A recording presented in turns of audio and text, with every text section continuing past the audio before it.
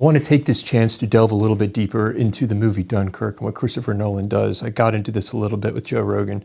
He took 3 different storylines, did what he does with the Shepherd tone, and air, land, and sea, to have these 3 stories moving through time. Land, the story takes place over a week. Air, an hour. Sea, a day. And then he does what he does with the Shepherd tone, which is in Batman and all of his movies. It's an ascending tone, like a barbershop spiral that is infinite. It gives way to his score that seems to be constantly rising. It's because it never reaches a crescendo, so you feel like something's off, but you never quite get there. This creates an auditory illusion of a tone that seems to continually ascend or descend in pitch, yet which ultimately gets no higher or lower, never ending and infinite, while everything else always comes to an end. He then takes that and structures the frickin' story as a Shepherd tone. And I wanted to try writing a script so that you braid together the 3 storylines and they're continually rising in anxiety, if you like, or intensity. And so as one is peaking, the other one is starting to build, and the other one is entering the last phase of it. You're looking at me strangely. So this is the meat of the movie. In that final hour of air, the 3 stories converge. There's a mathematical formula to why. It's not a coincidence.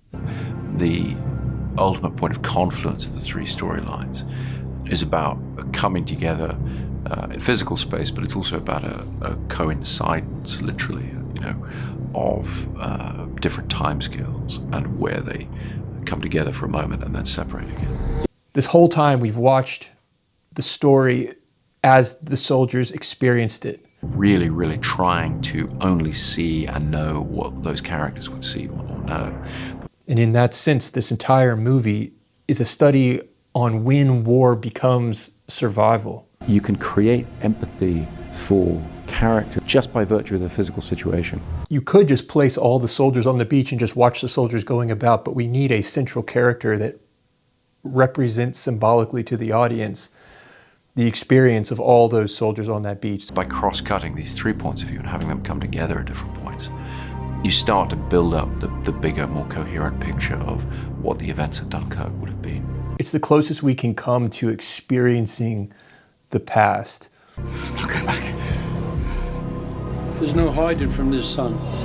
That fits into the sponsor of today's video, Ground News. Ground News is an app and website that lets you compare perspectives on any topic with full transparency on the political bias, financial incentives, and credibility behind the headlines. Whatever the debate shaping our lives is, the narratives we hear can shape what we think before we've even had a chance to question it. Critical thinking is all about thinking for oneself to navigate the stories and the patterns that make up the world. We see the differences in these stories through the lens of the media. Follow your favorite topics or simply paste any article link in their search bar to find the full coverage on heated issues and swipe between perspectives to form your own opinion based on all the facts. Ground News was designed to give you back control over your thoughts. That's why they created their blind spot feed, one of the most important things to check before trying to have constructive dialogue with people who think differently than you. Go to ground.news/Smith or scan the QR code on the screen. Viewers get the top tier Vantage plan for just $5 a month. So it's a handy tool, how best to navigate those stories. That's where Ground News comes in. My feeling was, okay, you don't need characters who come on screen and through dialogue make the case for why you should care about them. The Germans are closing in on them. They're forced to the beach. The pilots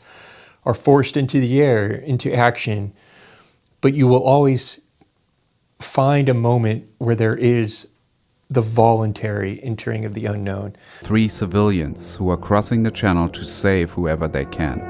It stands for the 850 private boats that aided in the rescue. Tom Hardy voluntarily decides to stay in the air knowing that his fuel gauge is broken and that he's going to end up crashing at some point. The 3rd storyline happens within an hour, and it's about 3 Spitfire airplanes that are trying to disrupt the German Luftwaffe. It's interesting to note that not a single time in this movie do we see a Nazi soldier.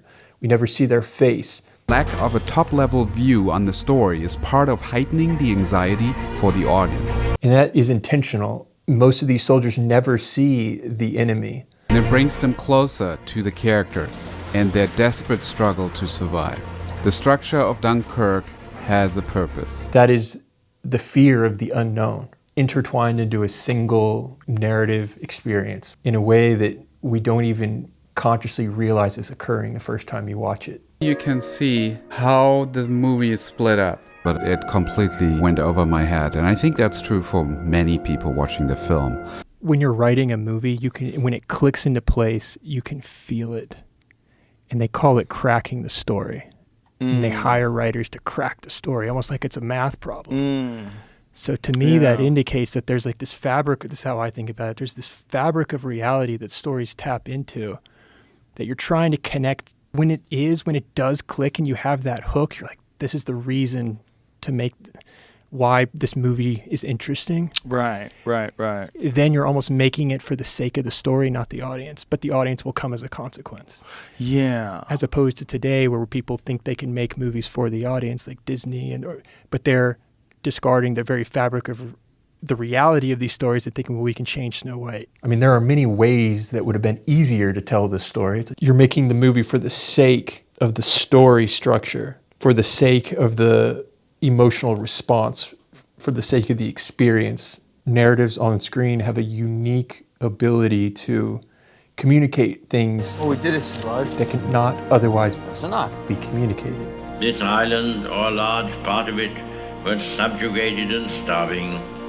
Then our empire, beyond the seas, armed and guarded by the British fleet, would carry on the struggle until, in God's good time, the new world, with all its power and might, steps forth to the rescue and the liberation of the old.